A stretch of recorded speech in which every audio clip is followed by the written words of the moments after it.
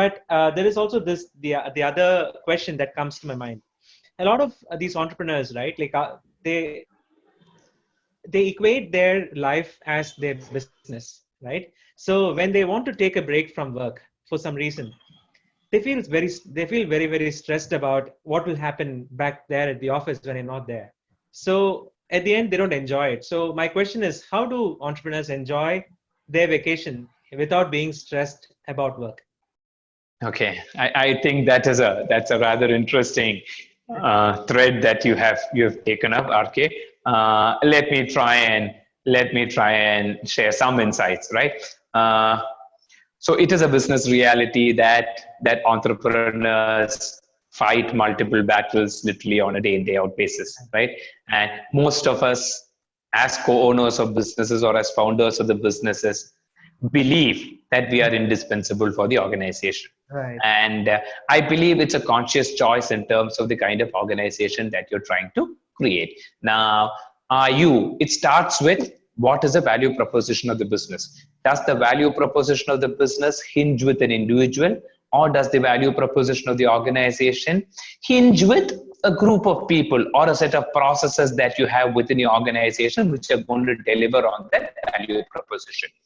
It's a huge ego kick for most of us to say that the clients come for us personally, especially some of us who are there in professional services, whether we are accountants, whether we are lawyers, whether we are marketing or business consultants, or whether we are change and HR consultants like me, right? Mm-hmm. Many of us would like to believe that clients come to us for us individually for our skill sets, right? And that I think is at the root cause of most of our problems, right? So I think one needs to strike a balance, and therefore being conscious in terms of the kind of processes that you're creating becomes extremely important.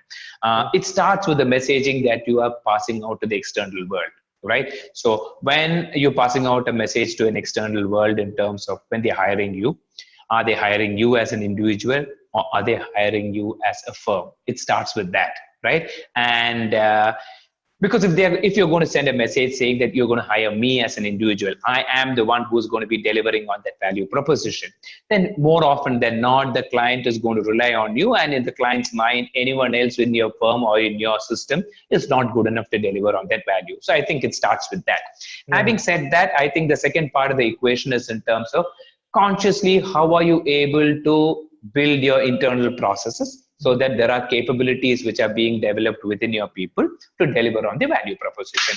I think that becomes extremely important. That also could mean taking a certain amount of risks, right? Now, again, I would like to illustrate my own personal experience because I have struggled with this for a good few years. Right, and I think I have finally been able to make that transition, and it's done wonders for me. And for me, that transition started with first acknowledging and realizing, saying that there is only so much that I can do and there is only so much value that I can add to people, right? If the professional services are going to be hinged on my own personal expertise, right? And consciously, around 5 years back, I consciously chose to develop skill sets of a certain set of people, number of people in my team. So while my practice continues to be small in terms of the number of people, I can very confidently say that at any given point of time, there are at least 4 people within my organization who can do, right, most of what I can render to my clients, right? So my internal processes are being developed in such a way that my people are being given the opportunity. Yes, I take some risks in that process, but it's a conscious risk that I'm taking. I expose the team members to the clients, right? People have surprised me big time. They have lived up to the opportunity that they have been given, and they have been delivering value. So I would say, therefore, there are 2 parts of the equation, right? So if you really want to enjoy your holiday as an entrepreneur, I would say depends on how you are hinging the value proposition and the kind of internal capabilities that you're delivering to deliver on that value proposition. That's essentially my way of trying to crack that problem.